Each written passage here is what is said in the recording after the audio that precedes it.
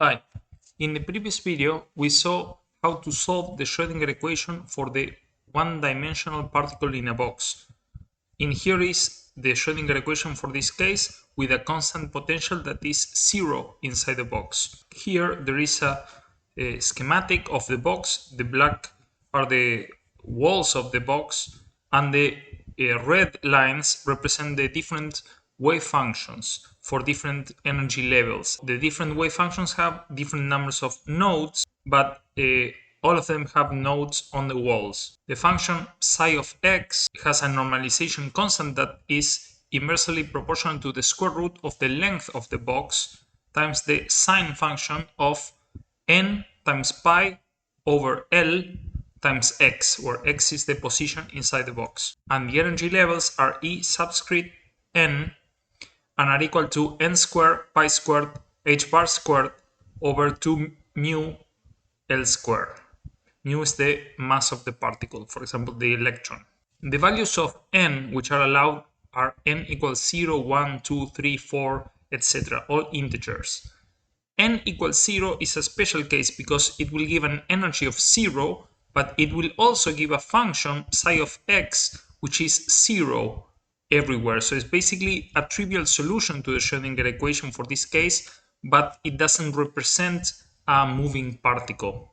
In this video, we're going to see how to calculate the mean values of the linear momentum p sub x and the square linear momentum p sub x, which is proportional to the kinetic energy of the particle. In order to do that, we need to understand how to calculate mean values of operators in quantum mechanics. So suppose we have a number of people in a room, it could be a class, and people have different heights that go from 1.55 meters to 1.95 meters. In each category, we have different numbers of people, and the total number of people here add up to 54. It's just a number. So how do we calculate the mean height of our class or our group of people? The way to do this classically is just sum over all the different boxes the height of each box. For example, the second box would have a height of 1.6 meters times the number of people that go into this box, in this case 6. And we sum for all the boxes, and then we have to divide by the total number of people, which is the summation of the number of people that come in each box. So this will give us an average height for this case 1.7463 meters. We can write this problem in a slightly different way, not by plotting the number of people, but by plotting the frequency of each case. So we do that by dividing the individual number of people in each box by the total number n54. So now we are plotting the frequency of people that go into this range, but we will get the same average. We sum the height of each group times the frequency of this group, and the frequency would be the n sub I, the number of people in the group, divided by the total number of people. So each number divided by 54 in this example.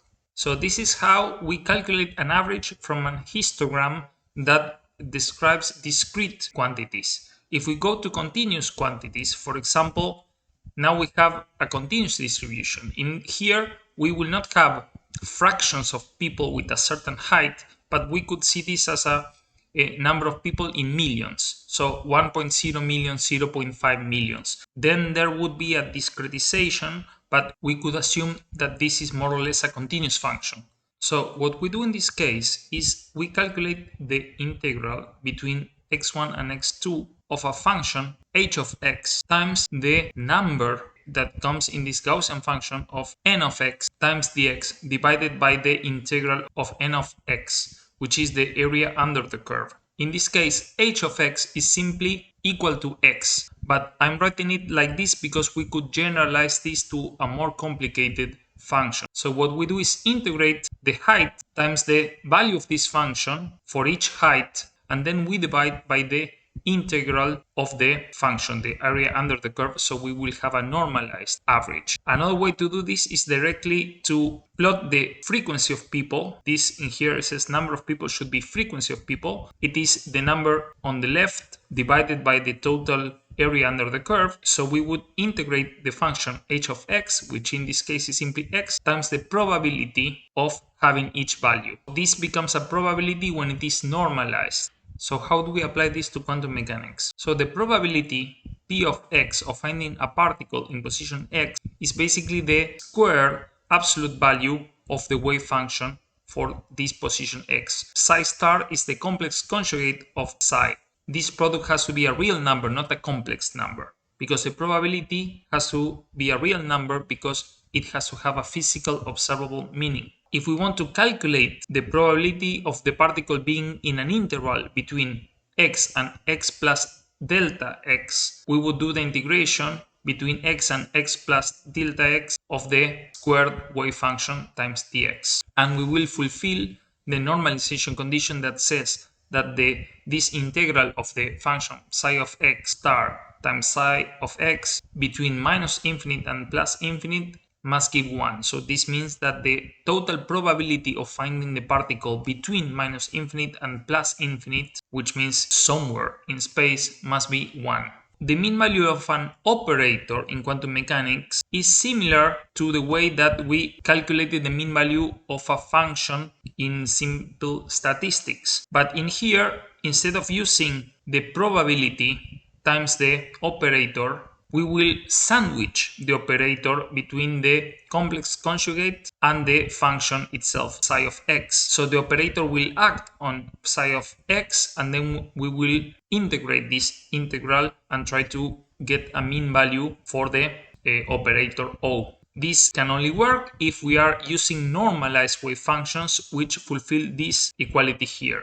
So this is similar to the mean value, for example, of the height h, which in classical statistics was the integral of h of x times the p of x. So p of x is here separated into the psi star and psi on each side of the operator. We are going to calculate the mean value of the momentum px. We are also going to calculate px squared and the kinetic energy mean values. This is again the formula for the mean value of an operator, and this is the more explicit formula for the mean value of the px operator, is the linear momentum in the x direction. All space can be in here limited to only the space inside the box, because outside the box the wave function has zero value, and there are simplifying assumptions. This integral can be replaced by another notation called Dirac's bracket notation. I'm not going to use this in this video, but I'm going to start to use it in following videos. So this bracket notation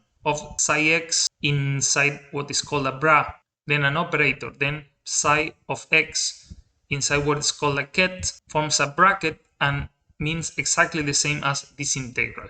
But the Dirac's bracket notation is more versatile and shorter to write than writing the integrals for everything. So in the future we are going to use it more and more. The linear momentum operator in quantum mechanics is minus I, which is the square root of minus 1, times h bar, times the derivative over x. So this derivative will be applied to a function, psi of x. We are not going to demonstrate why is this. In a following video, we may do the derivation of the Schrödinger equation, the historical derivation, and we will see how this comes to occur. So we will expand this slightly. The wave function that we already got is a normalization factor, which is important, times the sine of n times pi over L times x. And this sandwiches the px operator. Then we replace the px operator by its differential expression, and we will have to apply this derivative to the second sine function. So here we will take the derivative of sine of kx by x, and then we will perform some calculus and perform this integration. I already took some of the constants outside the integral. The square root of 2 over L times the square root of 2 over L gives 2 over L that we put outside of the integration, and we will then take the derivative, which is the derivative of a sine is the cosine times the derivative of its argument. So because its argument is k times x, we will get k outside. K is here n times pi over L. We could take again this out of the integral, but we are not going to do that yet. We just group it with dx at the end, and we have an integral of the sine of an argument times the cosine of an argument times the derivative of the same argument, which is quite easy to integrate. So basically we will integrate by substitution. We say that the function u is the sine of kx, then du will be k times the cosine of kx times the differential of x. If we replace this here, we will have the integral of u times du, and that integral would be u squared over 2. We replace that in here. U was the sine of the function, so we'll get the sine squared, and we get this factor 2 divided here.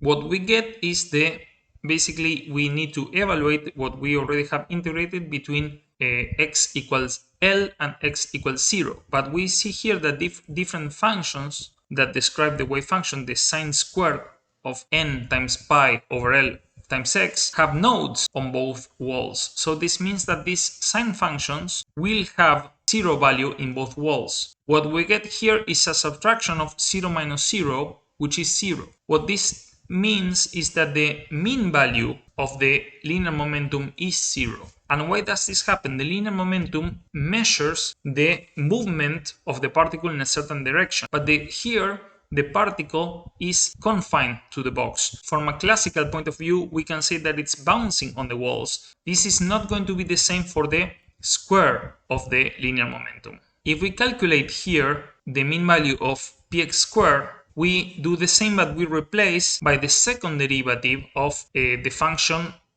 by x 2 times. So we have basically done minus I h bar squared. This gives us minus h bar squared. So we take the second derivative of the sine of a function, we will get the same sine of a function times as minus sine times k squared outside the integration. What we get is basically plus h bar squared times the k value squared, so that's n squared times pi squared over L squared times the same sine function as before. We can take all the constants outside of the integral, and we get that sine of kx times sine of kx times dx, integrated from 0 to L. We have seen in the previous video, if you don't remember, go watch it again, that because of the normalization factor 2 over L that is outside, the integral, including the normalization factor, has to integrate to 1. That's the normalization condition. So we will get that the mean value of px squared is not 0 anymore like px, but it has a certain value, which is h bar squared n squared pi squared over L2 squared. This can also be written as h bar squared times k squared, in which I have put an n here to indicate that the k, the wave number of the function, depends on the quantization number n. The mean value of px squared is h bar squared times k squared. We got that the mean value of px squared is h bar squared times k squared. And because the kinetic energy, which we will call T, is the mean value of px squared over 2 times the mass of the particle here, 2 mu, we just get the same value as before, divided by 2 mu, and this is the expression for the mean value of the kinetic energy. Why?